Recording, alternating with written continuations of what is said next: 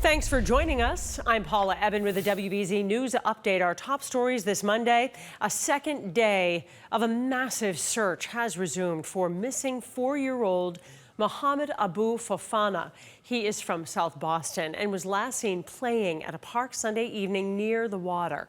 Police have been searching in and around Castle Island for hours now by air, land, and water.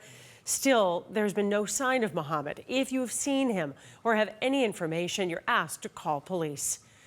An overheight vehicle hit the East Street Bridge in Dedham, and that's causing big delays on the commuter rail.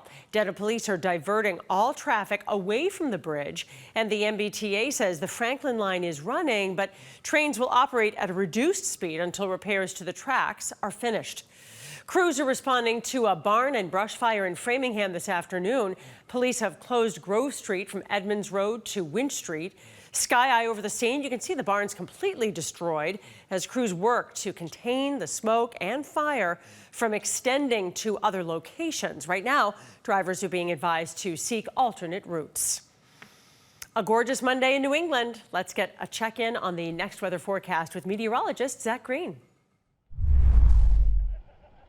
Good afternoon, everyone. Now that we are rolling through the second half of the day, things are still looking up. I know it's kind of a slate gray or sort of milky sky out there. Thin, high altitude clouds haven't stopped our temperatures, though. We are definitely on a warmer track. Relatively calm winds, but they're still making for some influence to the south coast, Cape Cod, and the islands. You notice this cloud cover is just sort of generating out of the north and west and slipping off to the south and east. So we'll get this back and forth pattern as we move into the end of the day. No moisture content along with it, though, indicated by the light green that's over towards coastal Maine. Is going to stay out of our way, so no raindrops in the mix this time around. So we're going to remain warm, we're going to remain dry, and that should be the scenario through the overnight hours too. We get another boost heading in our direction for Tuesday afternoon. So these numbers that are available at the height of our day today, they're going to be on the lower end. Tomorrow we're actually towards 80 degrees in many respects, but it does come at a price as we get the breeze to kick around from 25 to nearly 35 miles per hour. So you find yourself out on the links, maybe even just a walk out towards the beach. You want the windbreaker handy. It's going to be very mild, sure, but it kind of cuts as we're going to get those wind speeds coming on through at that speed.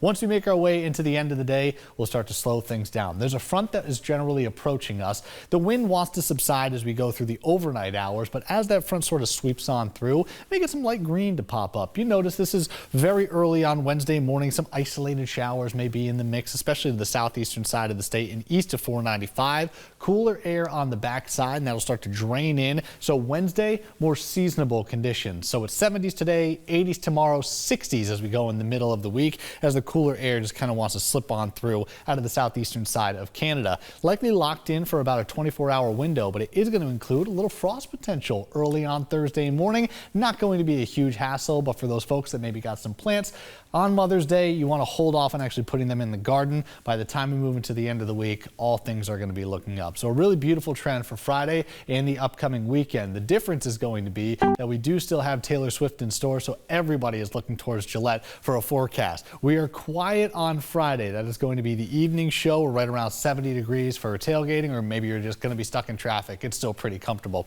Saturday, mostly sunny skies expected. We get another boost back into the mid-70s. Sunday is where we put a little more emphasis on rain. Shouldn't be a widespread consideration, but it's at least part of the conversation. So we'll keep a close eye on that. As we go into the second half of the weekend, we are so far away, we can't really nail that one down. So we are going to keep a close eye on it, obviously from start to finish. But the May temperature roller coaster is going to continue, as I mentioned, warm today and tomorrow, back to seasonable conditions Thursday. I'm Paula Ebben. This has been the WBZ News Update.